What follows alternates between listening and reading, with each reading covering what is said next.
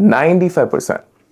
That's a percentage of people who regain the weight right after they stop dieting. And what's even crazier is that 24% of people attempt weight loss at least twice, and a whopping 28% make at least 3 to 10 attempts, and yet still end up exactly where they started. The point I want to emphasize here is that among all those people who regain the weight and are stuck in this dieting roller coaster, more than 95% tried cutting all their favorite foods, avoiding sugar and carbs, and followed these trendy diets like keto, carnivore, and all others which you see on social media. Since the dieting pandemic hasn't gone away since the early 2000s, and to prevent you from becoming that 95%, I'm going to teach you a simple method where you do not have to avoid any of your favorite foods and still lose 25 plus pounds and get into the best shape you ever been. Now, I know what you're thinking. Who's this guy? Which I'll tell you in a second, and it sounds too good to be true. But as smart people say, the proof is in the pudding. Here are some of our client food logs, which then allowed them to have the transformation like the ones you see on the screen. To be specific, Reshma, a busy mom of 2, lost 10 pounds and 7 inches off her waist while eating the foods that she cooked for her family and dining out at least 2 times a week. Reggie, a head travel nurse working 60 plus hours, lost 15 pounds using grab and go meal options, and there are countless other examples of these stories. If you don't know who I am yet, my name is Devanand Prasad, founder of Dynamics, a coaching company where we help women break free from restrictive diet cycle and help them build a body and lifestyle where they no longer have to diet. Because of the current situation of social media, where we have people who lost their first 20 pounds, calling themselves coaches and experts and putting out all these misleading information, it is no wonder that we see women these days starting to label food as good and bad, and the most common ones, healthy foods and junk food. As a result,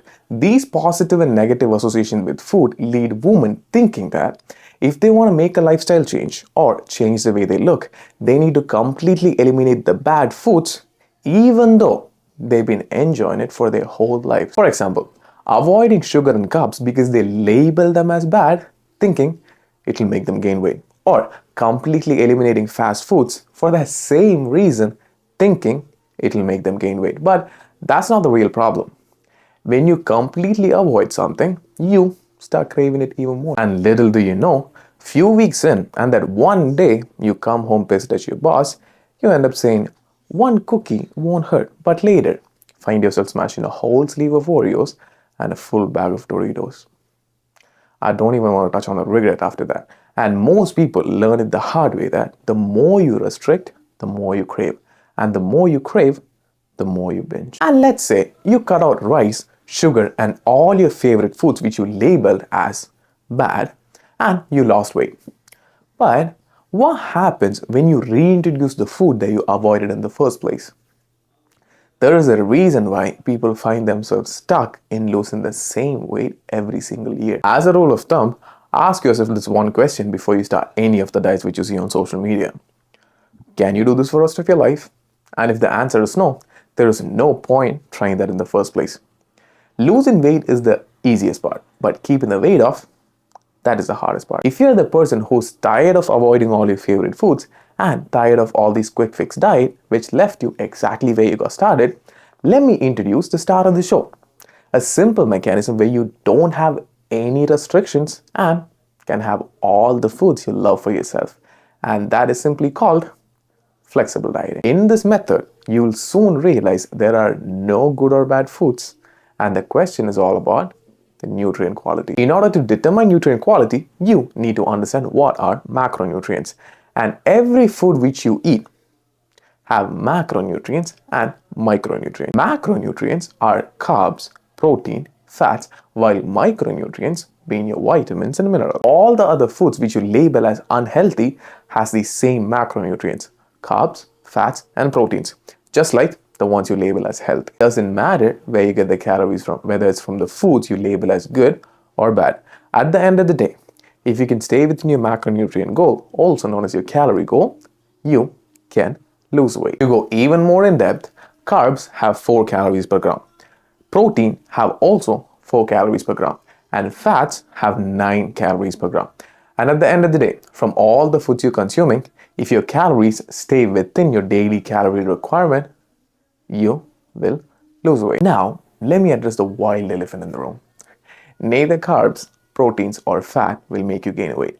Overconsumption of macronutrients, also known as your calories, in proportion to your daily activity levels, that's what makes you gain weight.